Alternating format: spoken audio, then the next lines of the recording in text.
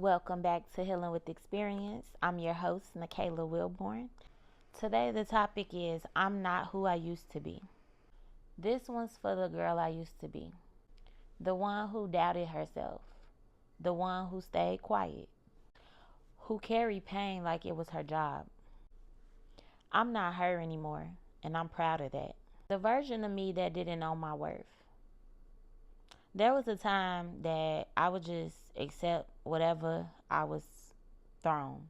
It was a point where I had just thought that love was supposed to hurt. Um, that was me. That was me. That was me for a very long time. I would just take any type of excuse from whoever it was. If it was a family member, if it was a guy, I would take the excuses, not set the boundaries, and not hold anyone accountable. I was just basically like a track because people walked all over me, honestly. But the one thing that kept me going even while breaking is I would always have a feeling, like just literally a feeling when something wasn't right. And at the time, I couldn't navigate or express that. I just knew when something wasn't right. And I kind of thought I was crazy in a way. But then the older I get, I realized like I wasn't crazy. It was just a gift that I had of discernment clearly, or just a gift of filling the room or reading the room, sitting back just reading the room. I could literally go in the room and tell if a person don't like me, if they were just talking about me. It's crazy because the thing is, people that I've known or dealt with, they never own up to it or admit it. It's always, oh nah, you overthinking it. Oh, you play too much into it. Oh, you're crazy. So that's what I grew up hearing all my life, that I was crazy for actually feeling and knowing that something wasn't right. So I would say what kept me going was I kind of was two steps ahead, already knowing that this person really don't care for me. This person really don't like me. But I would just, I was young, so I would just go with the flow. It was hanging out, something to do, something, having fun, whether it was with associates or if it was with a guy I was with. It was all just the experience to have fun. But I knew that's what kept me through, even while breaking. So things that I used to tolerate that I wouldn't tolerate today is not taking accountability. Um, when you can't own up and take accountability, I won't accept that from a friend or a man. I'm not accepting someone that can't own up to their wrongdoings. If I can do it, then whoever I'm friends with or whoever I'm intimate with needs to be able to take accountability. So that is one thing that I wouldn't take, that I used to take before. Another thing is abuse. I would not take abuse again. The first red flag that I see as far as abuse, I'm out. And that's I wouldn't take that. I wouldn't take disrespect, verbal abuse, mental abuse. I wouldn't take it. I used to take it, but I would not take that today. No ma'am, I would not take that today. And I also wouldn't take my mother not treating me as if I was her child or just not being around. I will not continue to take my mother's absence and she's still alive. And so that's why it's 3 years since I've talked to my mother, because my mother has always been inconsistent with our bond or our relationship. It was never worked on. It was like, okay, I'm here next. So I would not take that anymore, which is why I stepped back to get myself together. I forgave my mother, and now my mother has to forgive herself because I did my part. And so certain things, I'm not that person that's gonna continue to allow, like I said, accountability. Like when you know you wrong and you know you did wrong, the only thing to do is fix it or not. Fix it or not. I used to shrink myself to be accepted. I say I was okay when I wasn't. I thought pain was part of love. But that version of me, she's not in charge anymore. What changed? What changed was my age. I was becoming 30, and I said, enough is enough. I'm not about to keep taking neglect from my mother, who's still alive. I'm not about to keep taking abuse from these men. Abuse and neglect, unemotional, available people, unemotional, intelligent men that I was getting myself involved with. I said, I'm done. When I was turning 30, I was like, I'm hitting 30, I'm getting old. This gotta stop.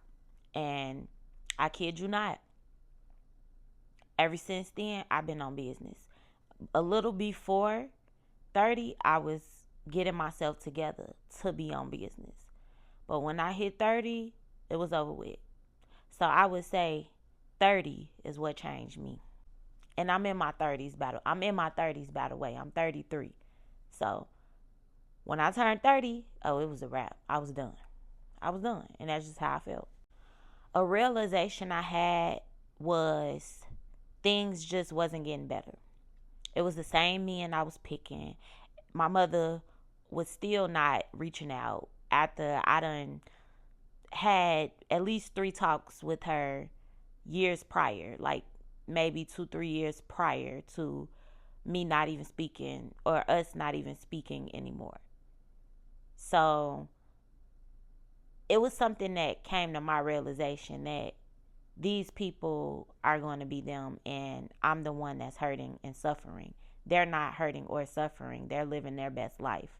Like, I owe myself to live my best life too. So what do I have to do?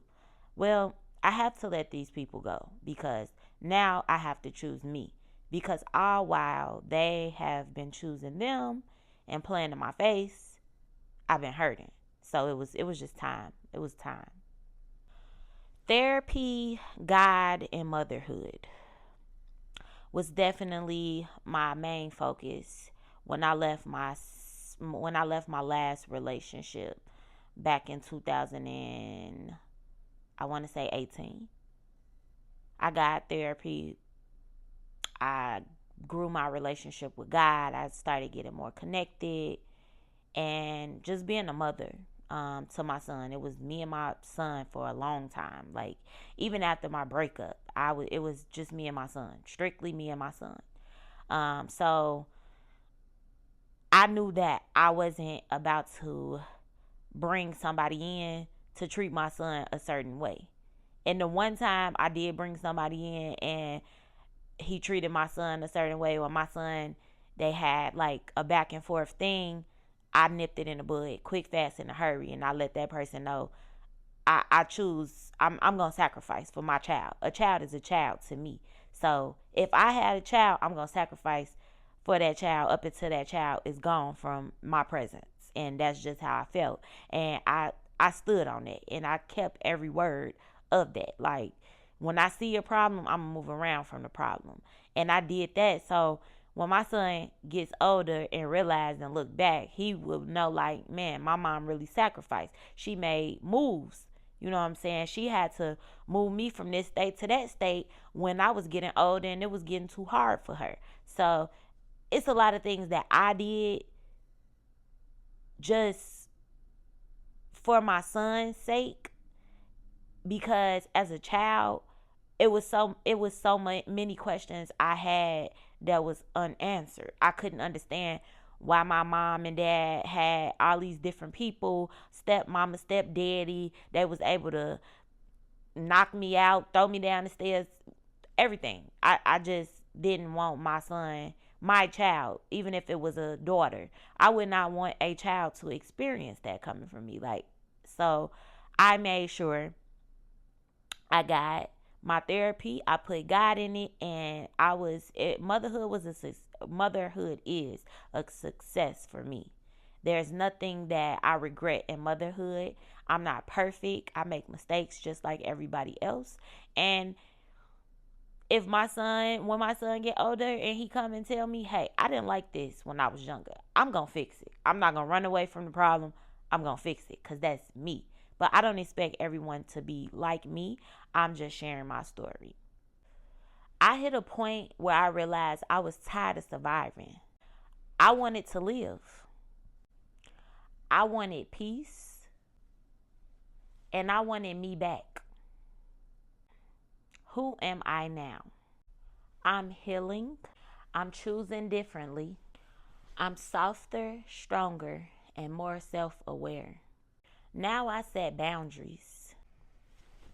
I rest and I protect my peace. I speak up and I don't chase, I attract. I'm not perfect, but I'm not who I used to be.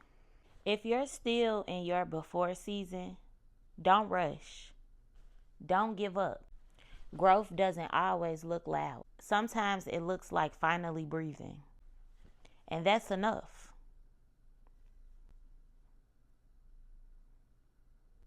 Give yourself some grace. At least you took the first step.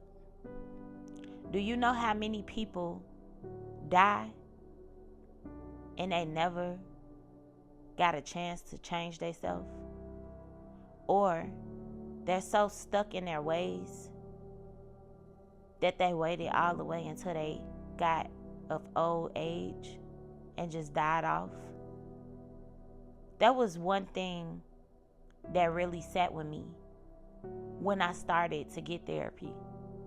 I just knew that I did not want to die with my mental that way.